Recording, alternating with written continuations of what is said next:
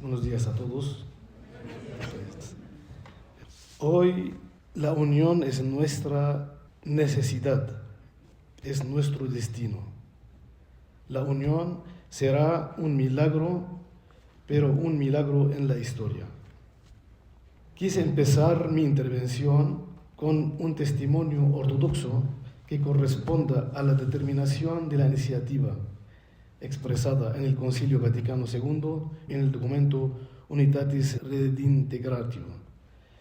Se trata del patriarca ecuménico Athenagoras, quien junto con el Papa Pablo VI fueron héroes del levantamiento de las excomuniones, celebrado en Jerusalén en el año 1965. El obispo de Constantinopla corresponde con su visión a la buena voluntad del Concilio Universal del Occidente Cristiano en el año 1968 y expresa que la unión es nuestra anangi, que quiere decir nuestra necesidad, nuestro destino. Y al poner énfasis en que esta unidad es milagro, pero de la historia. Vamos aquí poner dos datos, que es milagro, pero de la historia nuestra. Llama la atención para una búsqueda pragmática de esta unidad. El cardenal León José Suenens de Bélgica, que tuvo un papel decisivo en el Concilio Vaticano II, él dice, para explicar estos pasos pragmáticos, dice, para que nos unamos debemos antes amarnos el uno al otro, y para que nos amemos primero debemos conocernos el uno al otro.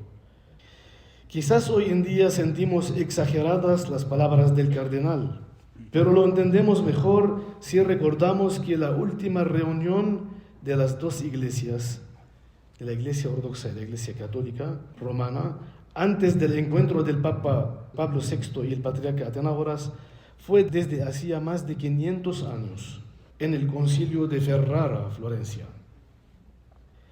La unión será un milagro, pero un milagro en la historia. Esta expresión encuentra eco con el pensamiento del teólogo calvinista, padre de la teología dialéctica de los mismos tiempos, Karl Barth. Él decía, la unión de las iglesias no es un objeto fabricado, no es un producto humano, sino una gracia de Dios. Se encuentra con las palabras de Athenagoras, que es milagro, es una gracia de Dios. Pero nuestra tarea es solamente quitar los obstáculos que impiden este milagro. ¿Qué son los obstáculos? Primero, la indiferencia. Yo tengo mi iglesia y tengo la verdad. La ignorancia, igual, él está en su casa, yo en mi casa. Y la arrogancia, autorreferencialidad, que uno piensa que es el centro del mundo y piensa que todo lo demás gira alrededor de la tierra. La asimilación de la exigencia de la unión, los pasos prácticos del mutuo conocimiento y la quitación de los obstáculos. Todo, según las palabras del ilustre obispo Calixto Suer, no es un extra opcional, no es un lujo, sino una necesidad fundamental, una responsabilidad de todos nosotros. Es muy motivante notar el contenido de la oración de Jesús antes de su pasión salvífica.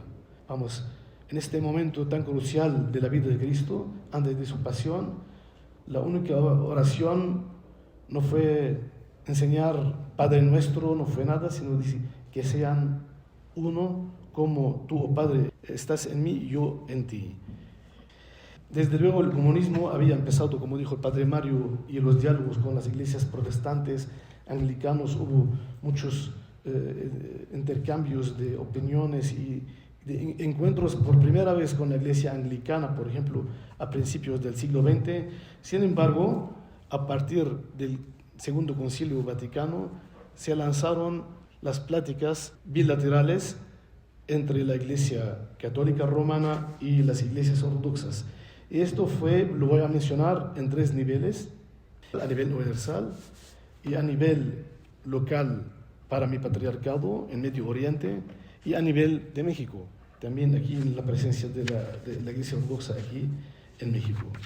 Primero voy a empezar con el aspecto universal, la Comisión del Diálogo Teológico entre la Iglesia Católica Romana y las iglesias ortodoxas, fundada en el año 1980 en la isla de Patmos, allá donde estaba Juan el Evangelista en su exilio.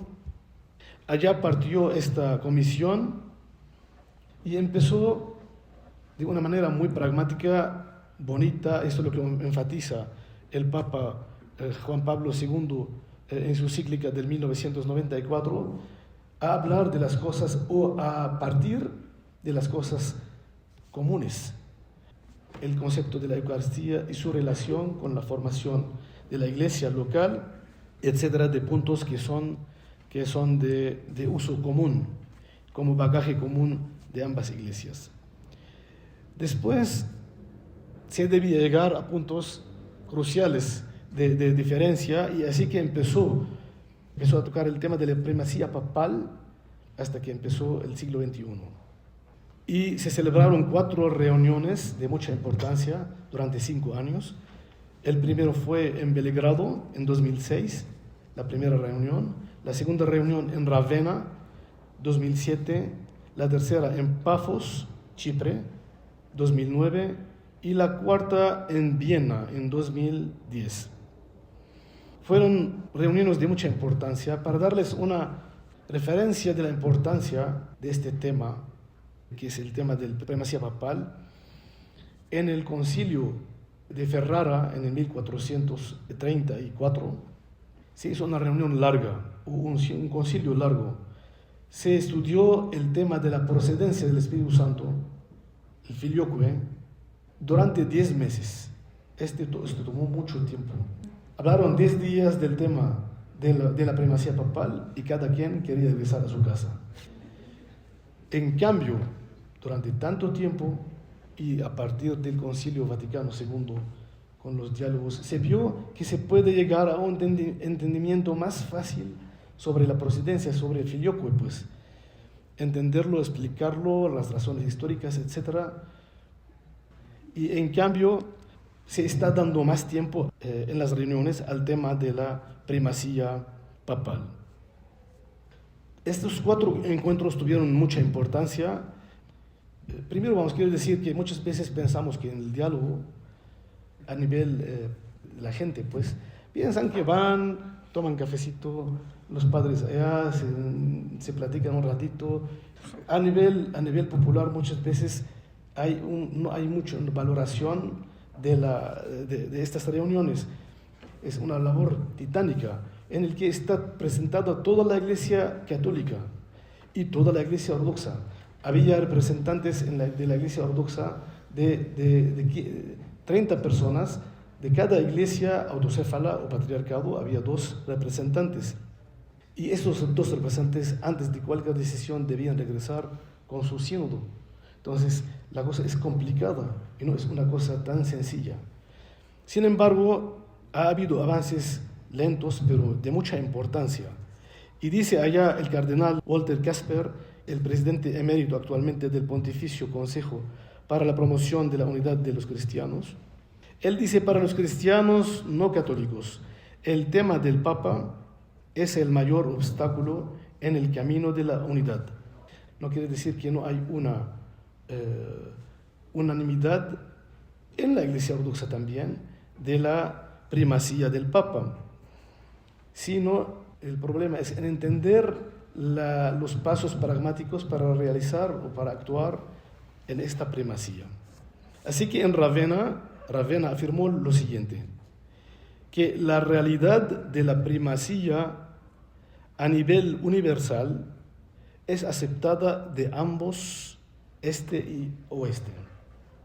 Este es el avance al respecto de la Iglesia Ortodoxa. Antes se hablaba siempre los ortodoxos, cualquier cosa que decían que el Papa es nada más primus inter pares. ¿Qué quiere decir esto? Que es igual a los demás patriarcas. En Ravenna hubo una unanimidad de parte de la Iglesia Ortodoxa de aceptar una tercera primacía. Había dos primacías en la Iglesia Ortodoxa.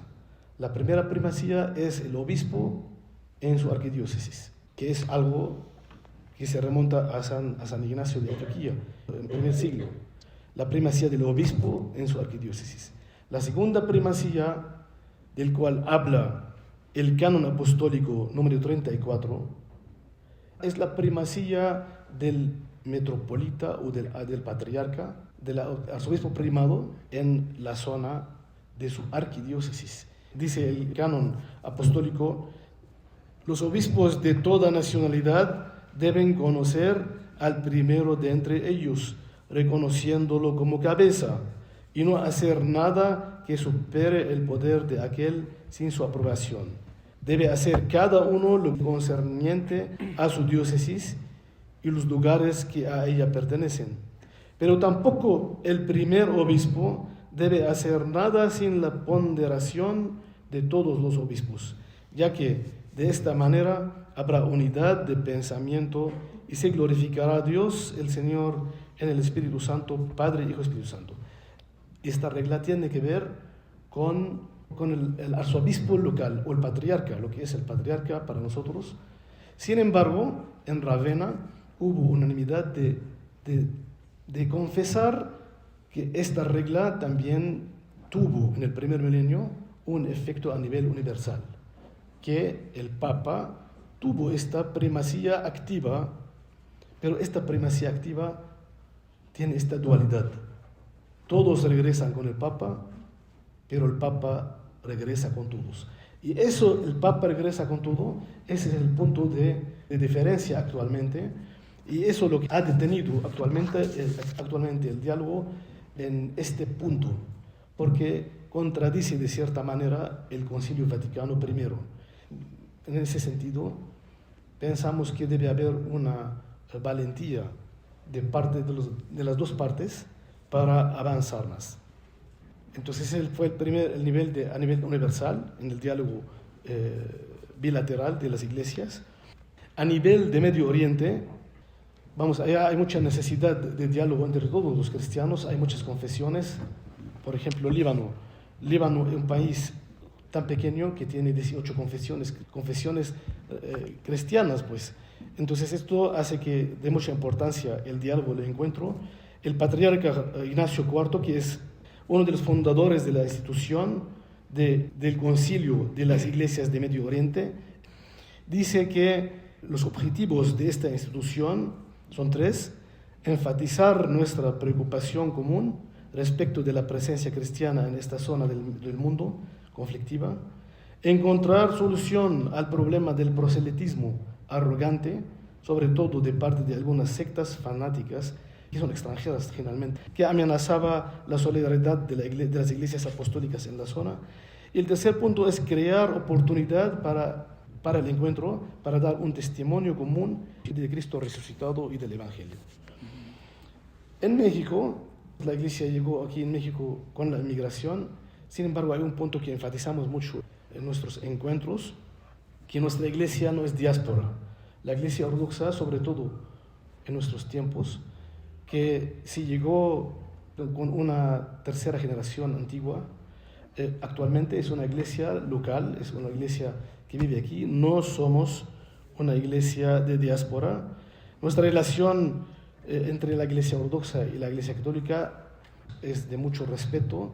Aquí yo lo vi con mi antecesor, el de memoria eterna, el arzobispo Antonio Chedraui. Igual seguimos con esta relación, y el testimonio de esto pues es que estoy ahorita entre ustedes con mucho gusto presente. Nos ayuda que somos iglesia de minoría y que también hay un principio que nosotros lo aprendimos en nosotros mismos, que la iglesia de minoría debe ser una iglesia que no busque proselitismo. Me puede decir, pero pues padre, la iglesia ortodoxa está abierta a muchos mexicanos el día de hoy, a muchos sacerdotes son mexicanos. ¿Esto no es proselitismo? No, no es proselitismo. Mi concepto del proselitismo yo lo identifiqué con una frase que es del pensum de las escuelas ortodoxas en el Líbano. Esta frase decía: las instituciones no son puertas para que entre el mundo en la ortodoxia, sino puertas para que salga la ortodoxia al mundo. No se trata de obligar o esforzar a la gente a que entre a la iglesia, sino las instituciones, instrumentos para que la ortodoxia salga hacia el mundo. Finalmente, la pregunta, ¿hay avances en el encuentro del ecumenismo cristiano? Claro que sí, pero como dice el padre George Florevsky, la virtud mayor del ecumenismo es la paciencia. Winston Churchill, el primer ministro de Britania, cuando le preguntaron de la situación después de la Segunda Guerra Mundial, dijo una frase, y con la que yo iba a prestar esta frase para describir la situación con mucha esperanza. Dijo: todavía no estamos al final de nuestra travesía, ni siquiera en el inicio de la final, pero quizás hemos llegado al final del inicio. Muchas gracias.